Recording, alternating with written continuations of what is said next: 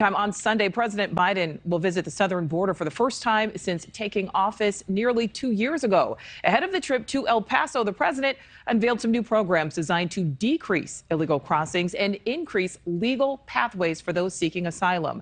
And the moves come amid record encounters, more than 2 million during fiscal year 2022. Border correspondent Allie Bradley is live in Arizona, but we begin our team coverage with Marky Martin, who was live in Texas. And Marky, the changes apply to migrants from 4 specific countries. Yeah, Nicole, and those nations are Cuba, Haiti, Venezuela, and Nicaragua. And this program would allow 30,000 migrants from those nations to enter the United States every single month, as long as they do so legally.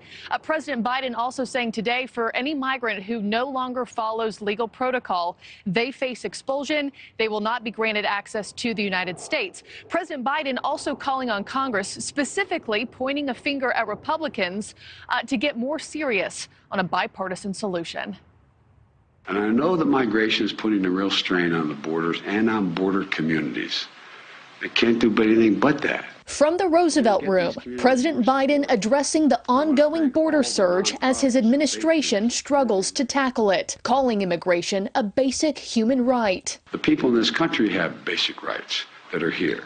Basic fundamental rights to assure that people are coming, have been checked out, they're not criminals, they're not problem, that their background checks are real. President Biden announcing the United States will begin accepting 30,000 migrants per month from Cuba, Nicaragua, Venezuela, and Haiti. Migrants from those 4 nations were stopped more than 82,000 times during the month of November alone. They'll be welcomed as long as they come legally, have eligible sponsors, and pass background checks on a Border Patrol app before crossing over. Do not just show up at the border. Stay where you are and apply legally from there. Illegal crossings have skyrocketed under Biden's watch. During the fiscal year that ended in September, there were nearly 2.4 million encounters, the first time that number surpassed 2 million. I urge the Biden administration, please work with the House Republican leadership to secure this border, because lives are on the line. The president has faced mounting political pressure to visit the border and see conditions for himself. La frontera abierto o cerrado? Abierto. Abierto. Frontera abierto o cerrado? Abierto. Migrants telling NewsNation they see the U.S. border as being open, not closed. Today, Biden also announcing his first visit to the southern border will take place on Sunday in El Paso. Mr. President, why did you decide that now is finally the right time to visit the southern border? Republicans have been calling on you to do this since the beginning. Because Republicans haven't been serious about this at all. Come on. Republicans like Oklahoma Senator James Lankford responding to today's news. My simple question is, why haven't you done those things in the last 2 years?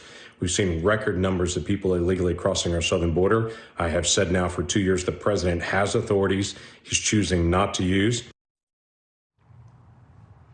And when asked about his upcoming weekend visit to El Paso, President Biden added that he wanted to know the full outcome of Title 42 before he made a trip to the border. By the way, he said he does predict that Title 42 will end sometime this year. And also, Nicole, you do the math on this program that was announced today, 30,000 a month for a full year.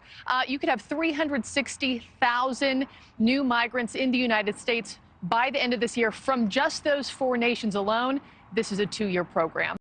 Nicole. All right. Thank you for watching. Go to newsnationnow.com to find NewsNation on your television provider. And don't forget to click the red subscribe button below to get more of NewsNation's fact-driven, unbiased coverage.